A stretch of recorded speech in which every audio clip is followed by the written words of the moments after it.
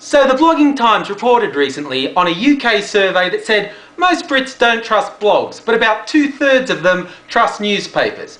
That seems about right.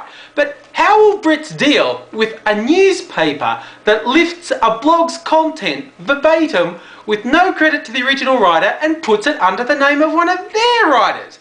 That's the situation Brits find themselves in with the venerable Daily Telegraph. Now, we all would have experienced some scumbag with an RSS scraper and a splog stealing our content and plastering ads all over it. And trust me, just because you don't know about it doesn't mean it hasn't happened. But blogger Claire Zolke had one of her posts put on the Daily Telegraph website under the heading of Melissa Whitworth, their New York correspondent. Understandably, Claire's a bit peeved. Me, I'd be ripping someone's head off, but Claire was a bit peeved. The story gets out, the Telegraph gets embarrassed and pulls the content. A little later, an explanation comes up where the writer Melissa Whitworth says she had forwarded that blog post to her editor as a joke. You know, we all forward jokes by email. Melissa forwards blog content by email to the editor who posts her blog content. With me so far? So the explanation goes that the editor thought this forwarded joke was Melissa's latest post and so put it up under Melissa's name. Now, Claire and a few other people who are reporting on this story have taken that explanation at face value.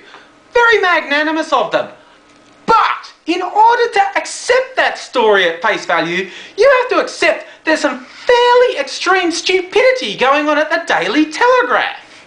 Now, either the Daily Telegraph is stupid enough to think they can steal blog content and get away with it, or Melissa Whitworth is stupid enough to forward jokes to her editor in exactly the same format that she forwards content to be published to her editor, or her editor is so stupid they can't tell the difference between a forwarded joke and content intended to be published under the writer's name, or they just think we're stupid enough to believe them.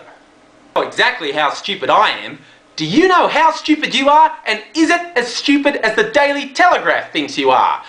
This is Mr. Angry for the Blogging Times with a question for the staff at the Daily Telegraph. What the hell is wrong with you people?